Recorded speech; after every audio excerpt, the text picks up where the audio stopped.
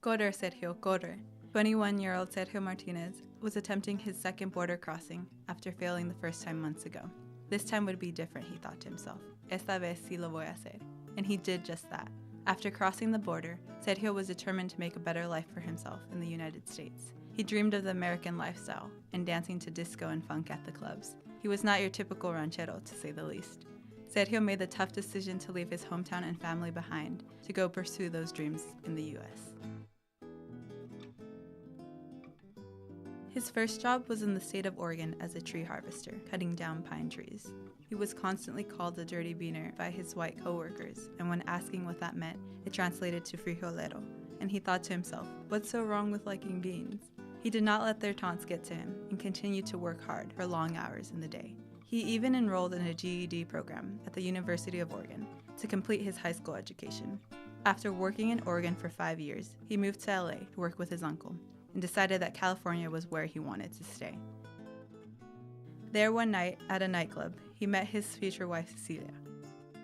Got married in 1995, and 2 years later I was born. With the money he had saved up, he bought a small house for his new family to live in and continued to work hard. He wanted to use his well-earned savings to provide for his new family and send money back home in Mexico. His little family continued to grow with the births of my brother and sister, and soon we had to move to a bigger house.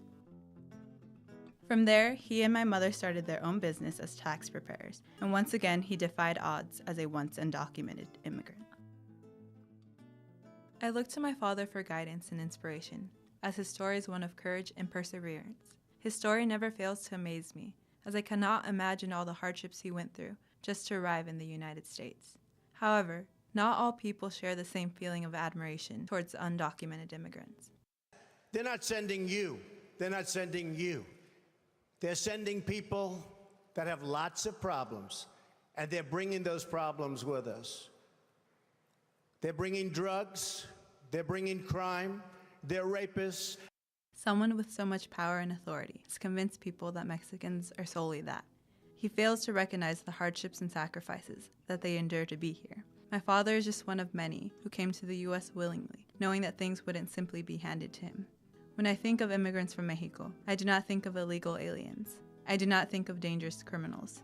I think of people like my dad, who worked hard to be here and make a life for himself. I think of people who left their loved ones behind to endure a dangerous trek across the Sonoran Desert to reach the United States. I think of people who have ganas, strong desires, people who have fears, hopes, and dreams of creating a better life for themselves and for their future families. People such as my father have to endure and keep fighting to prove all of those who ever doubted their abilities that they are warriors y que sí se puede.